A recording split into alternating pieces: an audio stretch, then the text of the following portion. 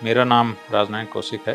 मैं हरियाणा के अंदर ही कैथल डिस्ट्रिक्ट में गुडियाना गांव है, वहाँ मेरा जन्म हुआ था।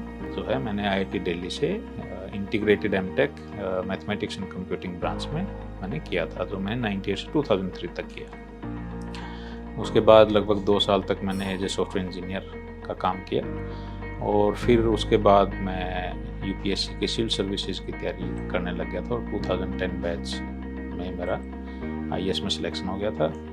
टीचर्स, स्कूल्स और पेरेंट्स ने इस बात पर जोर देना शुरू कर दिया कि आप इसका जवाब इसी तरीके से आप लिखोगे, यही है इसका सही जवाब। अगर वो सब्जेक्टिव टाइप का है तो ये बहुत ही गलत है, क्योंकि उससे आप अल्टीमेटली आपने क्या किया कि आपने जो बच्चे की जो ओरिजिनल सोच है उस मुद्दे को लेकर आपने वो दबा दिया। आपने कहा कि आपको सोचने की जरूरत नहीं है, ये इसका जवाब है, आप ऐसे ही करो। तो ये जो फॉर्मेट है, ये फॉर्मेट अल्टीमेटली बच्चों की इससे भी उसकी जो उत्सुकता है, जो सीखना है, क्योंकि सीखना इंपॉर्टेंट नहीं रहा, अब फॉर्मेट इंपॉर्टेंट हो गया कि आपको ये 10 स्टेप लिखने हैं, आपको ये 20 स्टेप लिखने हैं। उसके कारण बच्चों को नुकसान होता है, उसकी उत्सुकता कम होएगी।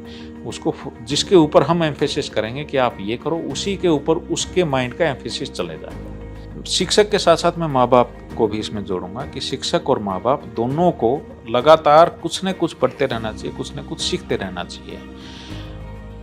अगर बच्चे को पूरा डेवलपमेंट देनी है, पूरा की पूरी उसका विकास करना है, चहुमुखी विकास करना है, तो वो अलग अलग टॉपिक के ऊपर उसके साथ डिस्कशन होना।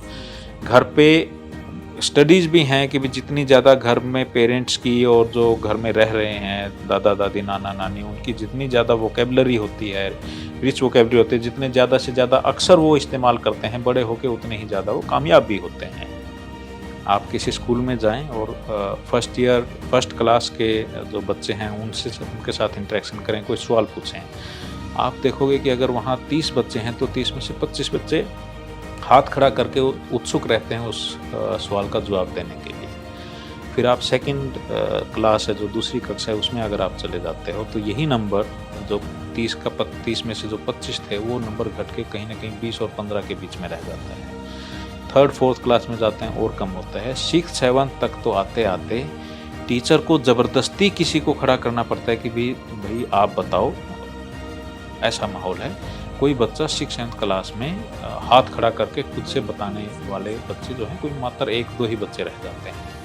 तो ये कैसे हुआ? मेरी जो धर्मपत्नी है उनका नाम अतिका मलिक है और उन्होंने डी क्रस्ट मुरथल से केमिकल इंजीनियरिंग की हुई है।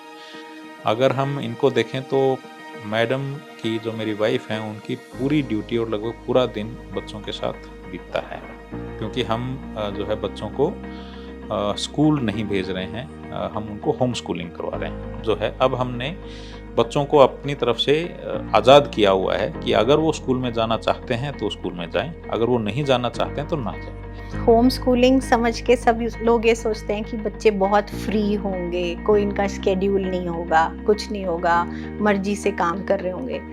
तो ऐसा है कि हमारा जो शेड्यूल है वो फ्रीडम प्लस डिसिप्लिन दोनों का कॉम्बिनेशन है। होम स्कूलिंग इसलिए करी क्योंकि स्कूल में बहुत ही ज़्यादा डिसिप्लिन होता है बच्चों का, जो उनकी एज के हिसाब से नहीं है। डिसिप्लिन होना ज़रूरी है, बट अकॉर्डिंग टू एज।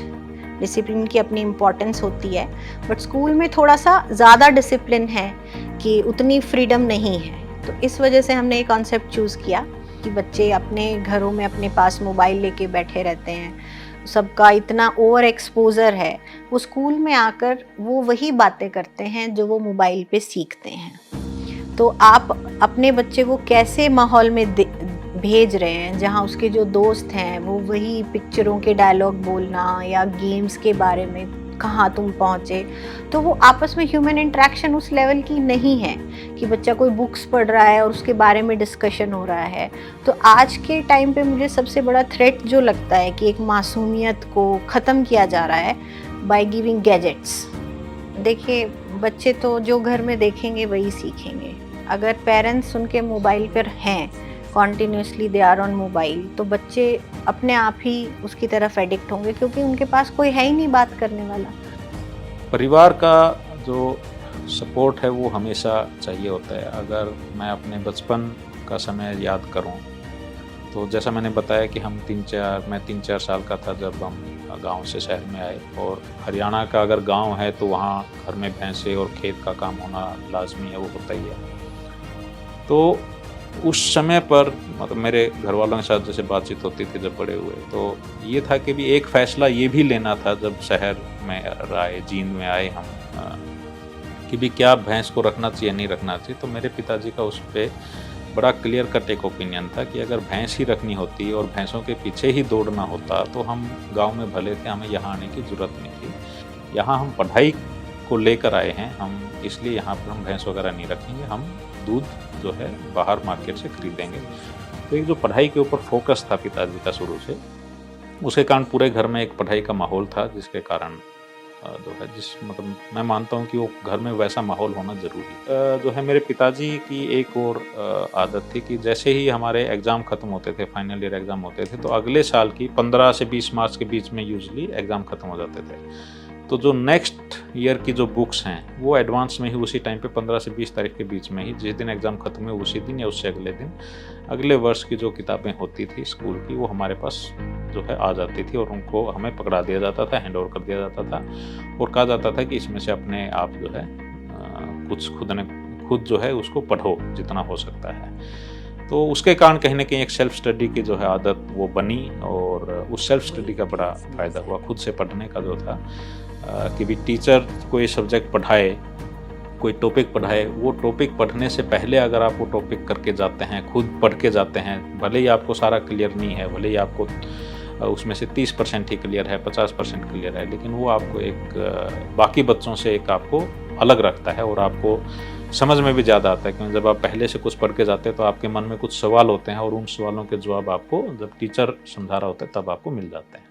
जो घर में माहौल है वो पढ़ाई का बनाना ज़रूरी होता है। तो जो मेरे पिताजी ने माहौल जो है पढ़ाई का बनाया, फिर जो मेरी मदर थी वो उनकी तरफ से जो है वो कोशिश ही रहती थी कि हम ज़्यादा से ज़्यादा टाइम बैठें और पढ़ें।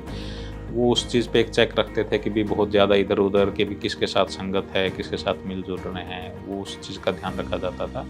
माँ का तो बहुत ही बड़ा रोल है, क्योंकि बच्चा एक जो इमोशंस एक्सपेक्ट करता है ना, वो नेचुरली अपनी मम्मा से एक्सपेक्ट करता है कि वो उसको समझेगी, वो उसको प्यार देगी, या वो मतलब सारी जो उसकी इमोशनल वैक्यूम है वो उसकी माँ पूरा करेगी। ये एक हर इंडिविजुअल की अपनी सबकी ये डिमांड होती है या एक समझ होती है। तो माँ का रोल ये है कि प्यार के साथ साथ वो अपने बच्चों को सूझबूझ भी दे सकती है, अगर वो बच्चों के साथ समझदारी से जुड़ी हुई है।